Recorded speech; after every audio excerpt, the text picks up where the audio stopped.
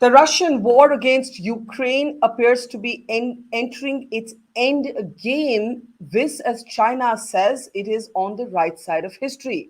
But India's response continues to generate debate both within and outside India. I'm Barkha Dutt, you're with the Mojo Story. Let's take a look at the key developments on this big international crisis thus far. There is no question of surrender, Ukraine declares, even as it implores the world for more active intervention. What form or shape could that intervention take as the Americans rule out boots on the ground or even NATO getting directly involved?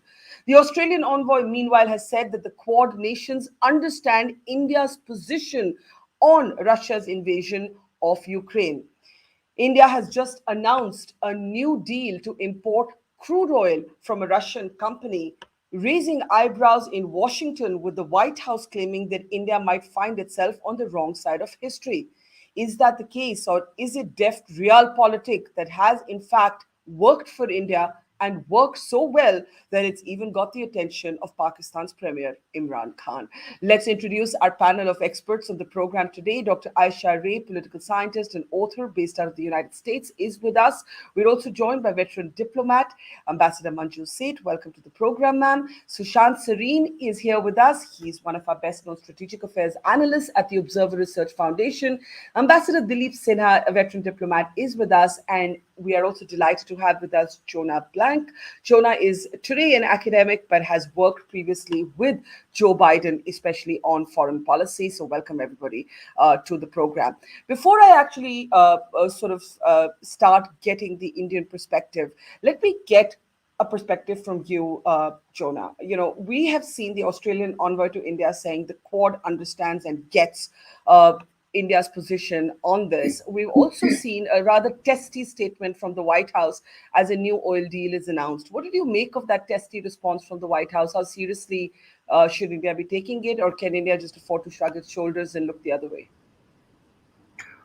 Well, first, thank you for having me on, Barkha, as always. India can afford to do whatever it wishes. India is a sovereign nation. It makes its own decisions, and nobody expects India to make decisions on the basis of what's good for the people of Ukraine, what is good for the people of Europe, whatever that may be. That said, India's stance very much goes against a lot of the rhetoric out of Delhi and out of Washington for the past 20 years. India has been growing closer to Washington under both Democratic and Republican administrations, under BJP and under Congress governments. And there was the wide expectation that this would continue. Now it's up to India to decide whether it wants that to happen. But right now, India does seem to be aligning more with Russia than with the rest of the world. But you know, Jonah, when something as preachy as India being on the wrong side of history is suggested by the White House spokesperson, when the Americans themselves are refusing to put boots on the ground, or even saying yes to Poland's decision to transfer MiGs to NATO or American air bases, there are a lot of Indians who are going to say lead by example to the Americans. Well, yes, the example is that the U.S. is being very forthright and very strong in sanctions. It's causing a lot of economic pain to the United States. My own kids' college fund has essentially been wiped out already, and there will be more pain to come. There will be even more pain in Europe. But that's a very different thing from advocating a military confrontation with Russia, which nobody sensible in the United States is advocating, and nobody is asking India to do. All that is being recommended is that India align itself with the 80% of nations in the world that have taken a stance against Russia. That does not mean military confrontation. It doesn't even necessarily mean sanctions. It does mean that Russia, acknowledging that Russia is the aggressor and not treating this as if there is simply a disagreement between Ukraine and Russia where both parties have equal culpability.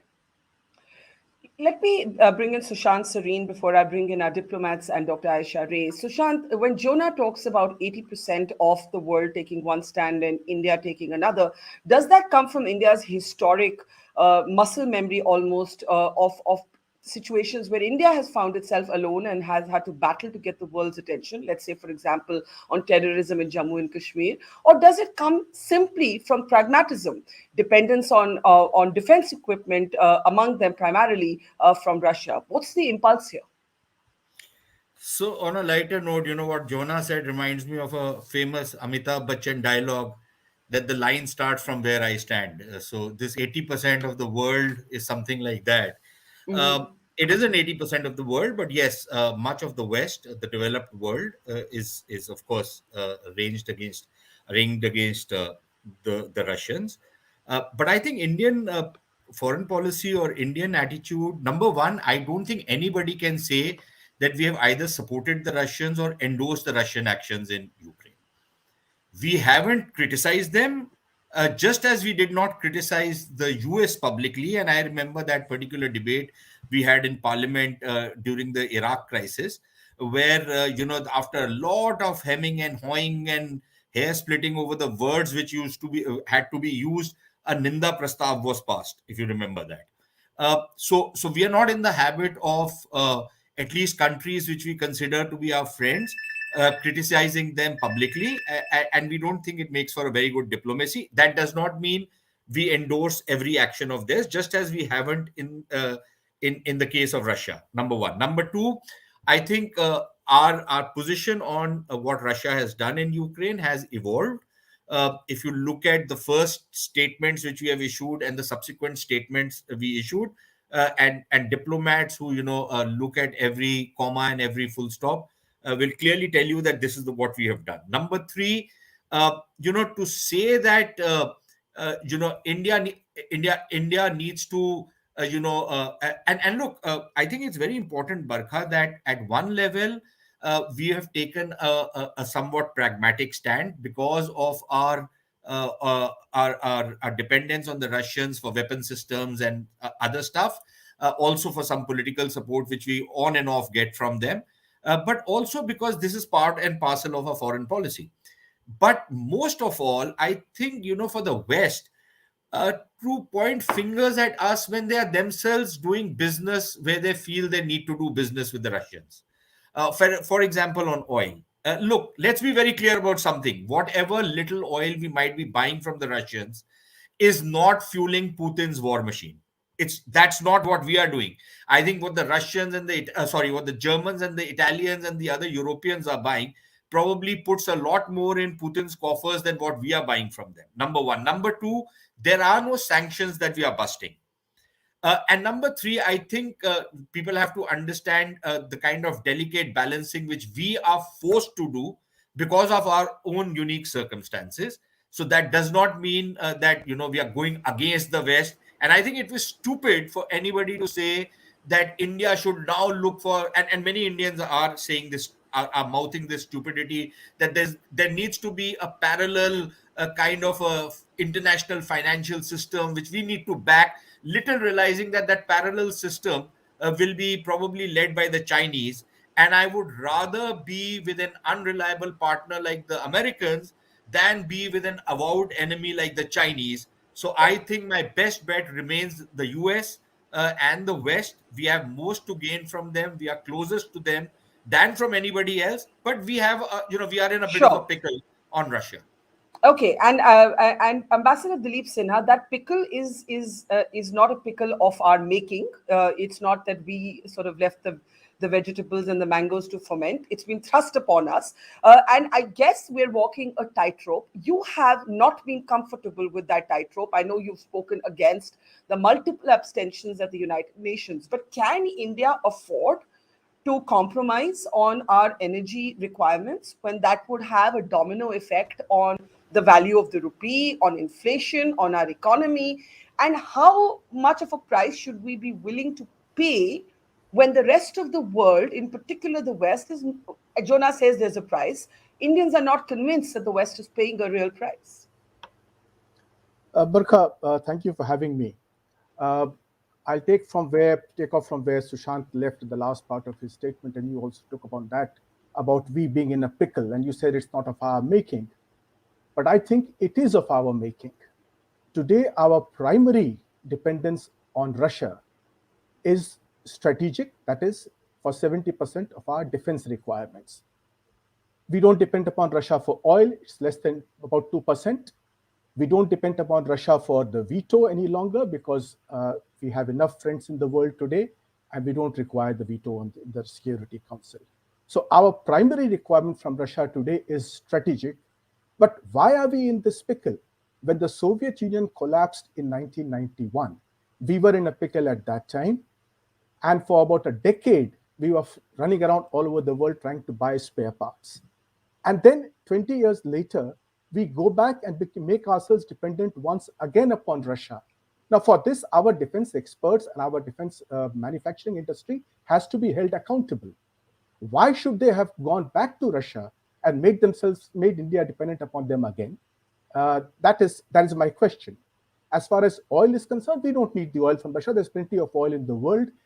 And if we are buying oil, as Sushant correctly pointed out, we are not violating any sanctions, not even the Western sanctions, because the European Union has not yet imposed sanctions on oil. But if I may jump in here, what disappoints you, or what is your primary disagreement with how India has navigated its way on this tightrope thus far?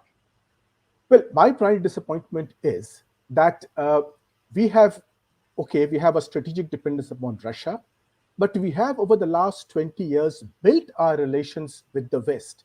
It's been a very difficult set of negotiations that we went through, starting with the Stroop-Talbot and Jaswant-Singh talks after the 1998 sanctions. And today, apart from the strategic side of our relationship with the West, we need economic cooperation for our economic growth. We have lost 70 years of our history because of cooperating with the wrong kind of countries. Now, we cannot hope to promote our economic growth by cooperation with China. You get into a debt trap when you trade with China. With Russia, our trade is minuscule. So today, for our economic cooperation, we need the rest of the world. It is not only the US, it's the European Union, it is Canada, it is Australia, it is Japan, it is all of Southeast Asia, it is Taiwan.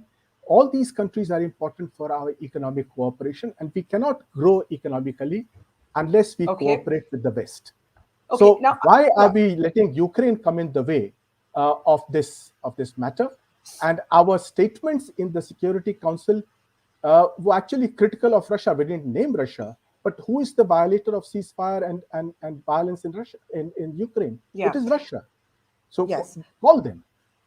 Okay, so you say India should call them out, and we are taking the risk of antagonizing countries where the future, in a way, of India lies. Let me just, at least on the surface, obviously there is disquiet behind the scenes. I don't know actually what's going on privately, but on the surface, after a summit with the Australians, the argument has been made that the Quad understands that India is only one of those 4 countries that is taking this sort of walking its way gingerly through this maze. Before I come to Ambassador Manju Seth, let's just listen in to how India is describing the Quad's response to the position we have taken. Obviously, the Ukraine issue was discussed, as was the issue of China. On Ukraine, I think it was clear that the two sides had referred to the Quad summit, in which the leaders had a fairly clear perspective that the situation in Ukraine should not impact on the Indo-Pacific, and that the focus and priority of the Indo-Pacific for the Quad and for our countries should continue to remain as they were.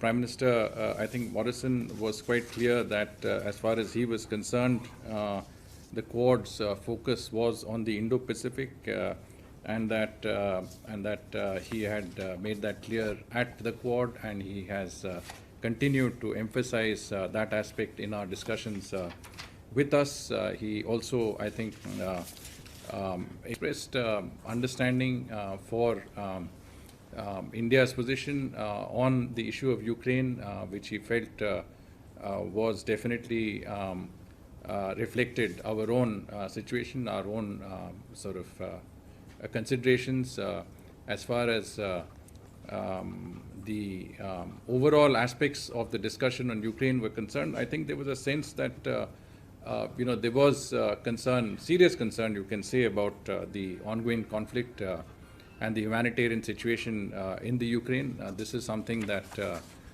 both leaders clearly spoke about. Okay, so very careful, cautious sort of statement by India, but suggesting that all is okay for now within the Quad.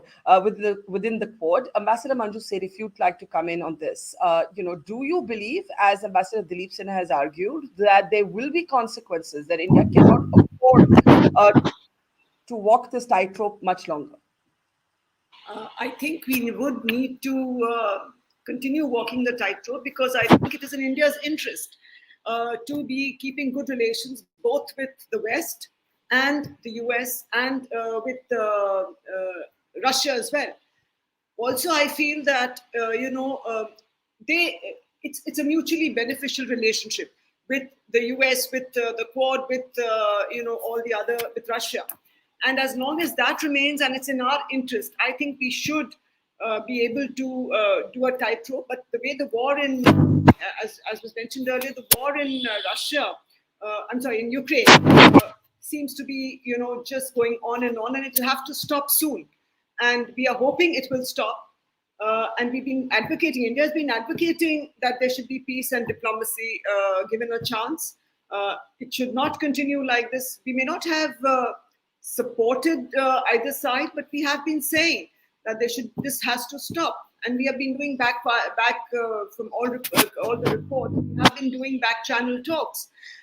It's a different matter that we haven't been able to convince them, but we have to get our interests at all times. We have to secure our interests at all times.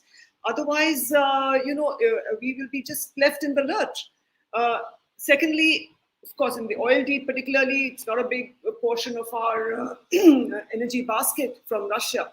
But at the moment, if you're getting a good deal, and Europe is continuing to buy petrol from Russia, but no one has mentioned that. I feel it's a narrative being put that India is, trying to avoid its responsibility and, be on the wrong side of history. It's my personal view, but I would like to just add here that who's writing this history, whose perspective are we going to look at? We will look at India's point of view, of India's history of what is happening. That would determine whether we're on the right side of history or not. And the other last point that I'd like to make is that, the Quad, what it has said, the Australian High Commissioner to India also had already said that he was also quoted as saying that Australia understands India's position on this, and you mentioned Imran Khan also of Pakistan saying they understand our position, but his case I feel was more to deflect attention and to talk about the opposition, tell the opposition how bad they were and how they ruined the Yes, of course. I should contextualize. Thanks, ma'am. I should contextualize that Imran Khan's statement. He was addressing a political rally. He's going to face a no confidence motion later this week. And of course, as Sushant Sareen tweeted, it's not that India is looking towards Pakistan for any approval. It was just an interesting detail in the mix, and we'll play out that clip in just a moment. But Dr. Ayesha Ray, India's position on Russia makes you very, very angry. And we've been seeing that in your statements, but no country can leave pragmatism out of the mix, and the West has never done it, certainly. And Iran, for example, is offered as an example where the Americans used to keep putting pressure on India to curtail sort of an energy relationship with Iran, till it basically got to a point where it felt that it was okay to resume doing so. So there's a lot of hypocrisy at play here, which prevents a kind of absolutist, principle-driven, simple position. Thanks, Barkha, for having me. So I want to make it very clear, we talk about pragmatism and realpolitik, but these words have often been used by states to commit the most horrific crimes against humanity and get away with it, number one. Number two, I don't think it's useful to compare every situation to the West. Yes, the West has done terrible things in certain situations. When that time comes, we should be able to evaluate the West on its own, basis, not comparing the West to what Russia is doing right now, because that's sort of this whataboutism that South Asians often end up in. I want to again be very clear that what Russia is doing in Ukraine is committing, mass crimes against humanity. This is sort of being taken up by the ICC, the ICJ, and India needs a bold stance. It needs to take a stance in its foreign policy and say something. Just merely saying the situation is evolving and we are going to see how it works out is not good enough. What would you have, what would you have had India do? Well, India needs to call out Russia as the aggressor and say that Russia is committing crimes against humanity and India is not okay with it. If we are a democracy, which I hope we still are, India cannot be on the side of a despot like Putin or a despot like Xi. And I don't seem to understand why India is willing to relinquish its relationship with the United States over 70%, okay, or 60% of its reliance on Russia. And again, let's be clear. There are a lot of commentators and experts who will say that India is independent. It's strategic autonomy. No, we're not independent. We're not strategically autonomous. If we are reliant on Indian defense exports, and that is going to prevent us from speaking up against crimes that are mass crimes that are being committed. Right now, there's been an attack on a mall in Kiev. Russia is attacking maternity wards. It's killing children. It's bombing civilians. This is not a fair war. It's an illegal war. There is no war. It's an aggression. It's an annexation. And it's time for India to speak up and say something about it instead of hedging, instead of vacillating. Yeah. And once saying, well, here we have Russia. Well, tomorrow it's going to be France. We need the Rafale jets from France. We need something else in terms of armaments from the United States. This is just not the way to conduct foreign policy. Okay, strong words there. And let me, before I come back to Sushant Sareen, there's a very interesting thread that's developing in this conversation. Will there be long-term consequences? Sushant also said our most reliable partner is the United States of America. There's a suggestion, both from Ambassador Dilip Sinha and from Dr. Ayesha, that there could be a cost to that relationship. But I think Ambassador Manju Seth has pointed out big hypocrisies in the Western world, in particular by the EU, not cutting off energy sort of sourcing from Russia. But before that, because I know some of you will have things to say on it, Imran Khan, speaking strictly in a domestic context, at a time when he's on a weak wicket, he has to face a combined opposition vote from Nawaz Sharif and the PPP, had this to say about India's foreign policy. मेरे मुल्क की foreign policy मेरे लोगों की बेहतरी में हो। साथ वाला हमारा मुल्क है हिंदुस्तान। मैं आज हिंदुस्तान को दाद देता हूं। इन्होंने हमेशा आजाद फॉरेन पॉलिसी रखी। आज हिंदुस्तान उनके साथ मिला हुआ है, उनका अलायंस है।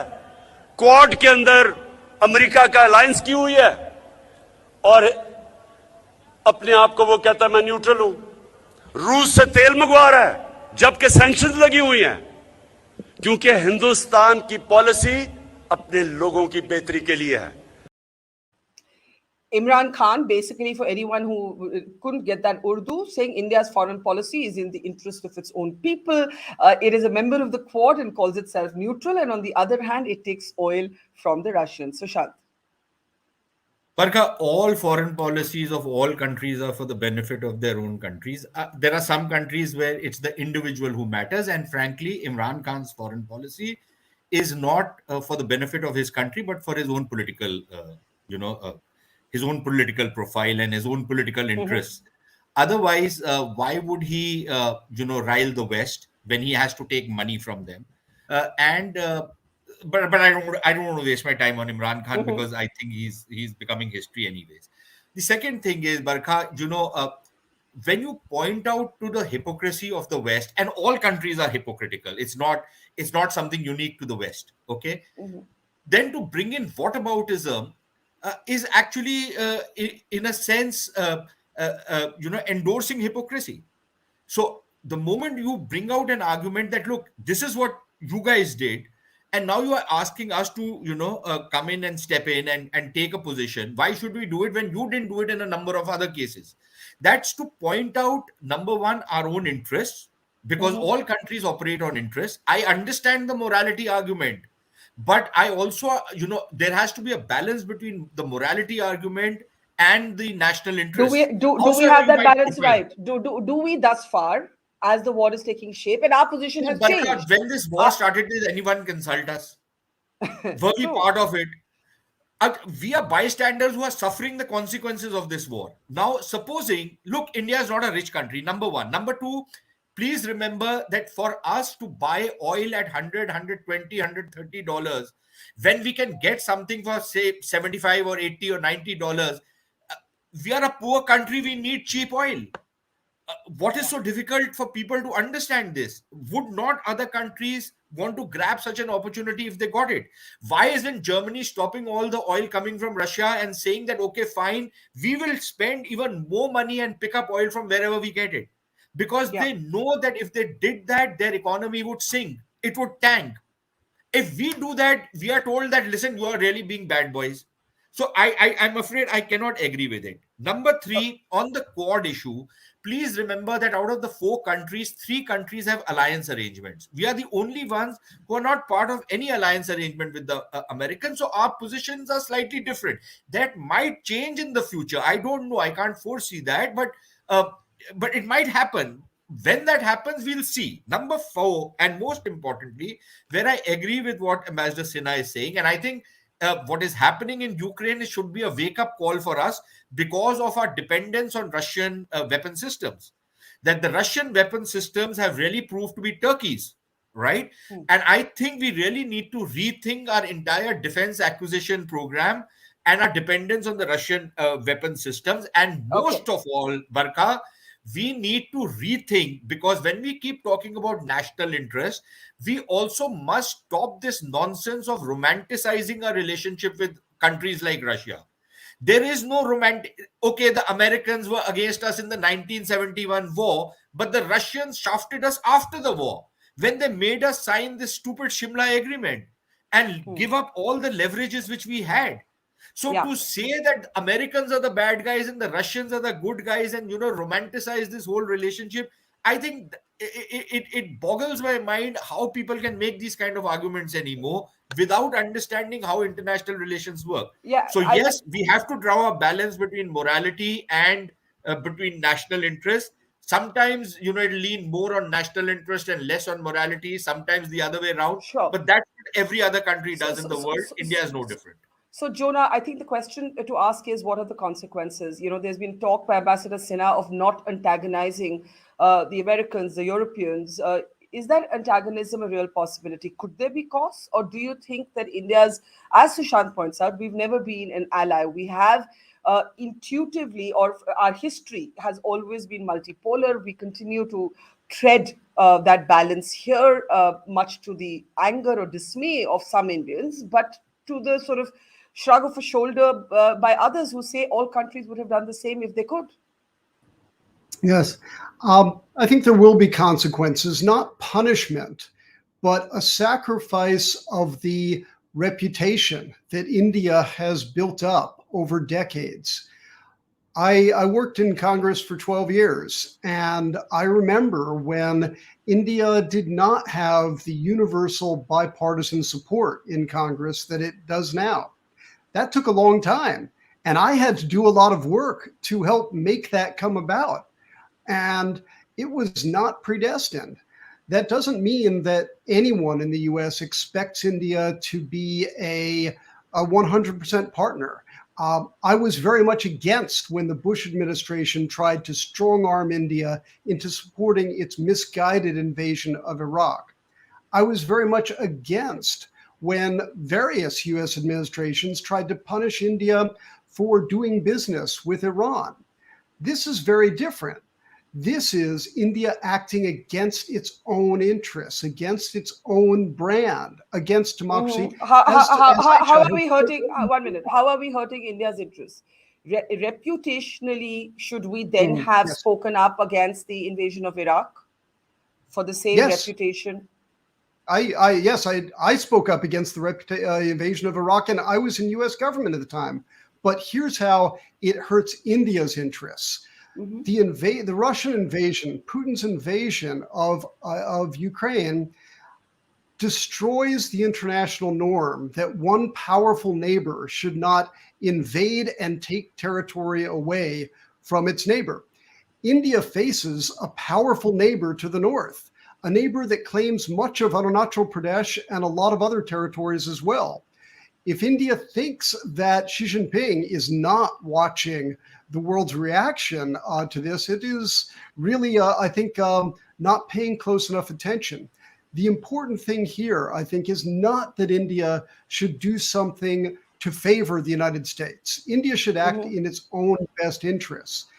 The important thing here is that India, as I feel, as a friend of India, is that India's interests are not to side with China and with the invasion and terrible war crimes, when it may well be on the other side of this question sooner than it would like. That's a great point. And before I get Ambassador Sinha, I want to get Ambassador Manju Seth on this. You asked, ma'am, whose history? And I think what we should focus perhaps on is not who's on the wrong or the right side of history, but what this means for us as a country in our future.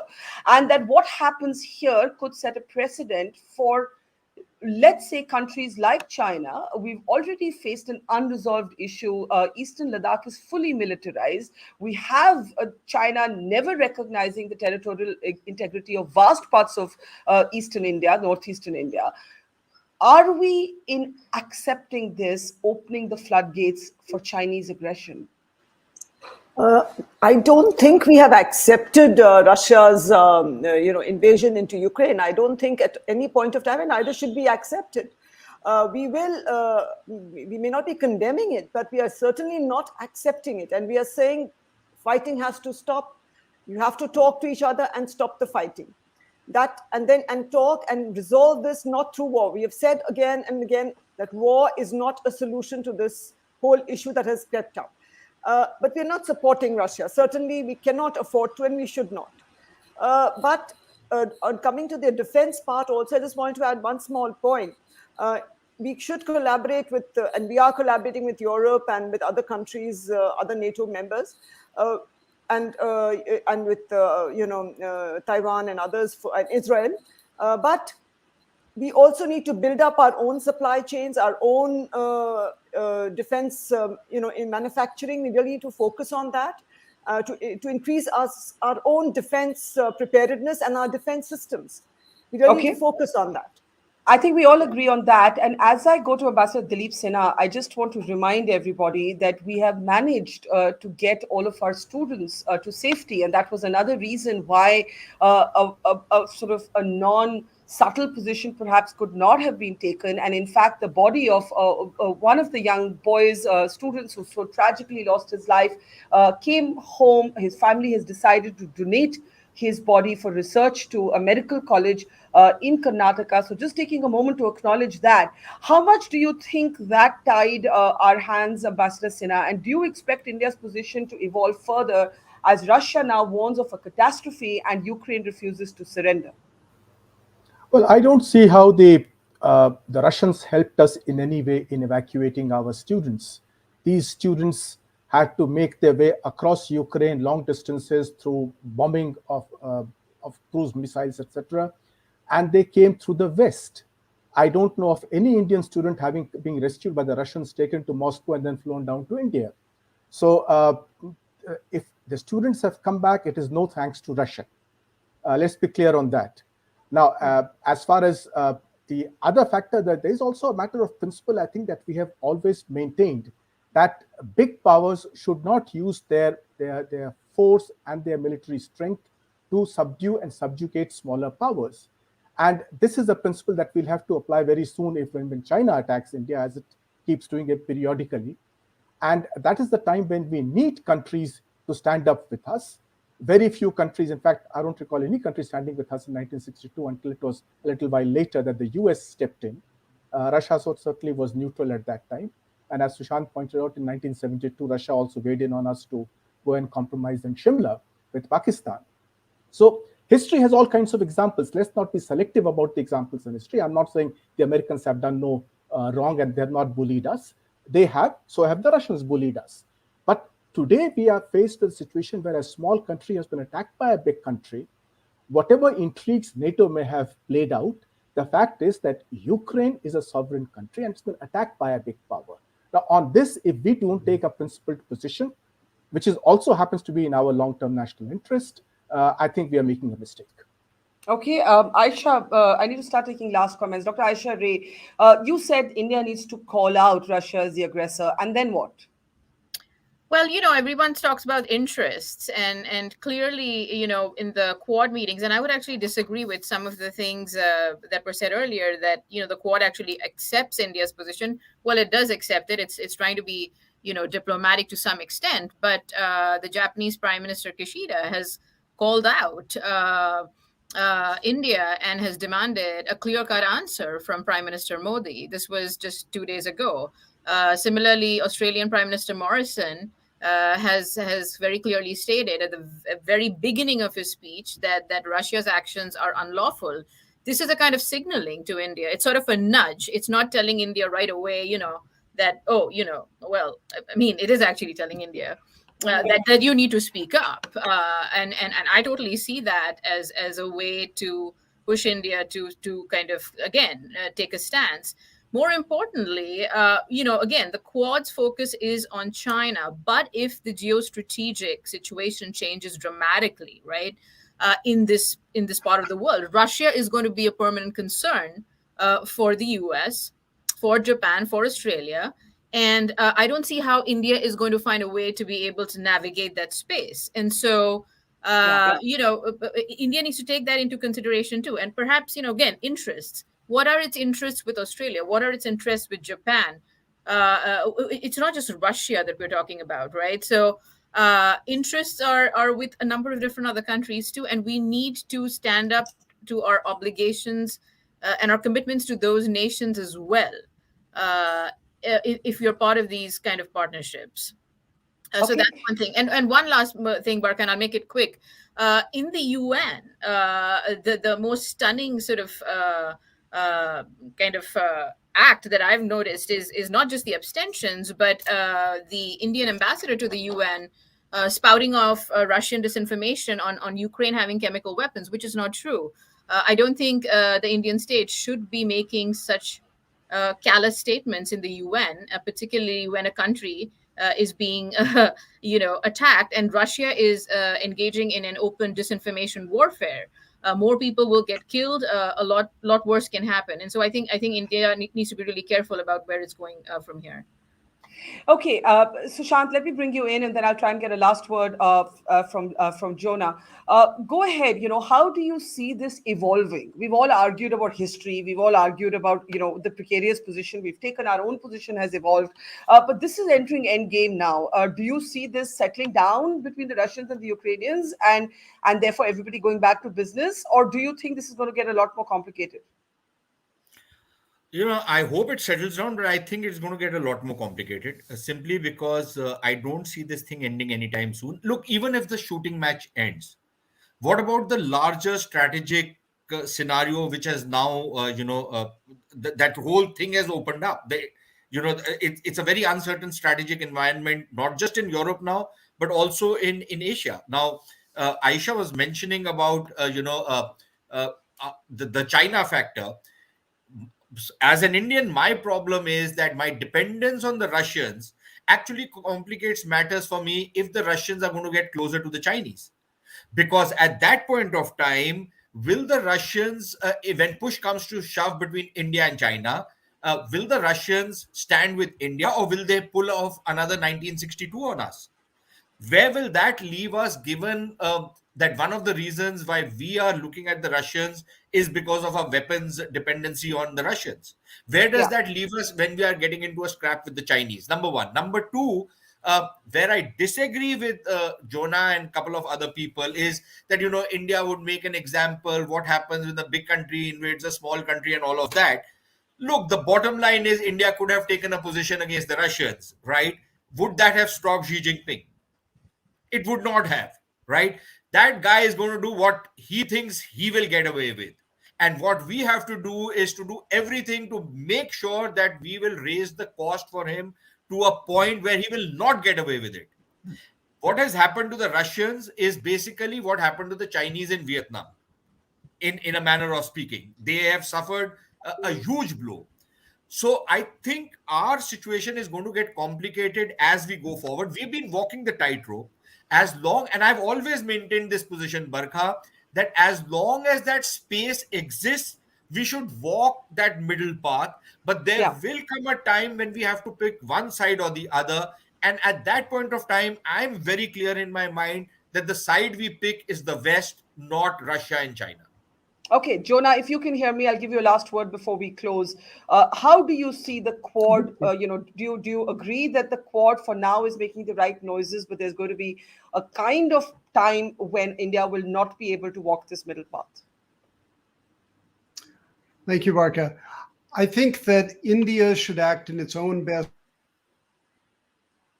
And we lost Jonah right there. Ambassador Sinha, let me take the same question to you. Let me just unmute.